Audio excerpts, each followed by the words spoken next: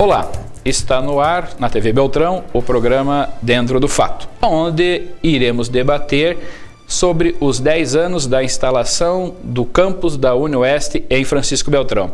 Contamos sempre com a participação do comunicador Adir Seleski e com o nosso convidado, colega e amigo, professor José Maria, que hoje ocupa a pasta de diretor da UniOeste aqui em Francisco Beltrão.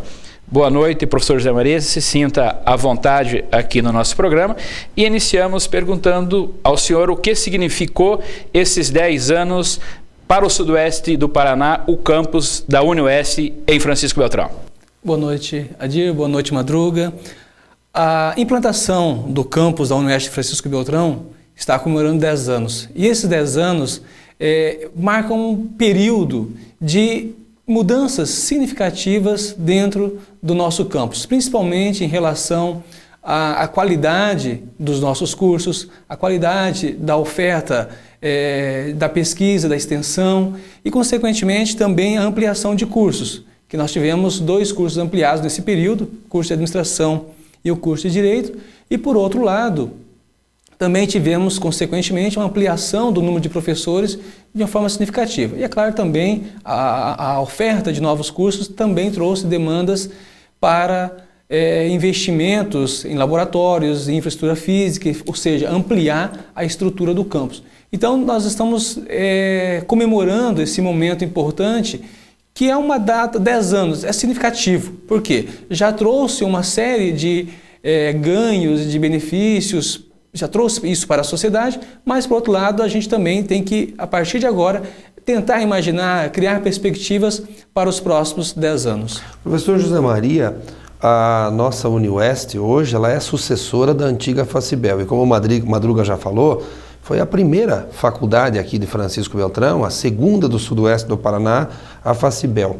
O senhor tem uma ideia hoje de quantos acadêmicos, de quantos alunos já se formaram, já conseguiram a sua graduação ao longo do período Facibel e também do período UniOeste, professor?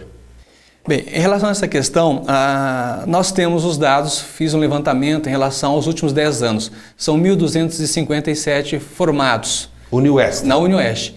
Aí tem um período anterior, seria de 98 a 1978, quando começou, ou quando houve, melhor dizendo, a primeira formatura.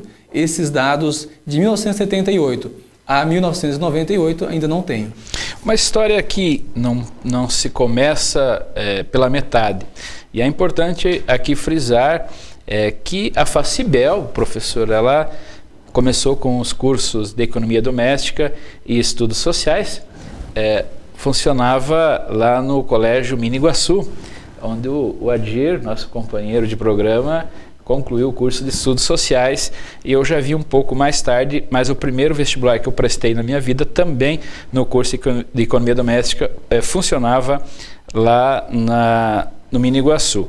Houve uma luta muito grande para a estadualização e isso é importante destacar a luta política, a luta da organização da sociedade, mas ela teve esse papel fundamental para a sociedade. Nós temos várias lideranças aí, professor, que se formaram, lideranças políticas, que tiveram a sua formação acadêmica junto à UniOeste, junto à Facibel. Eu gostaria de entender agora um pouco, e nessa raciocínio que o Adir tem colocado, professor, de tantos alunos que a Facibel e hoje a UniOeste formaram, tanto em todos os cursos, eu estou sentindo que há pouco aproveitamento dos municípios nesses profissionais, nas prefeituras, como por exemplo, no economista, na área do planejamento do município, no geógrafo, na área da urbanização.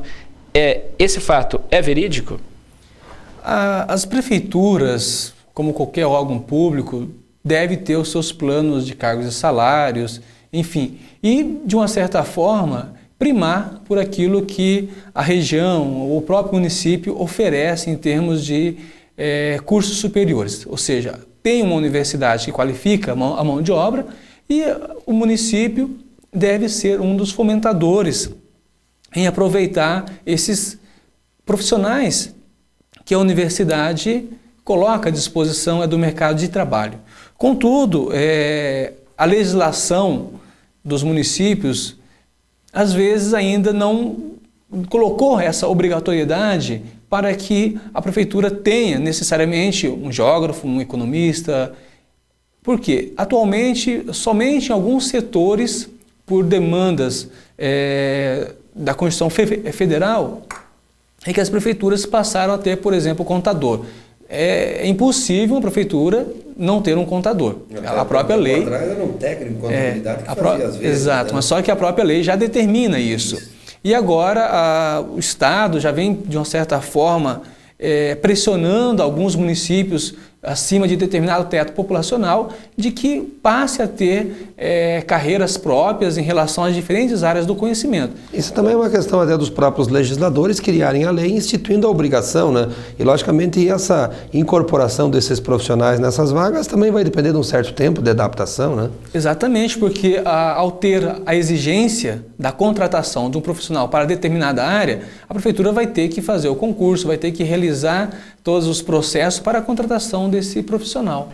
Exato, porque eu tenho sentido isso no dia a dia e venho discutindo isso desde da minha formação do movimento estudantil, da luta acadêmica, que há uma falta de aproveitamento, porque eu não consigo entender a importância do ensino superior, no caso a Facibel, hoje o UniOeste, formar profissionais e na sua área mesmo como economista.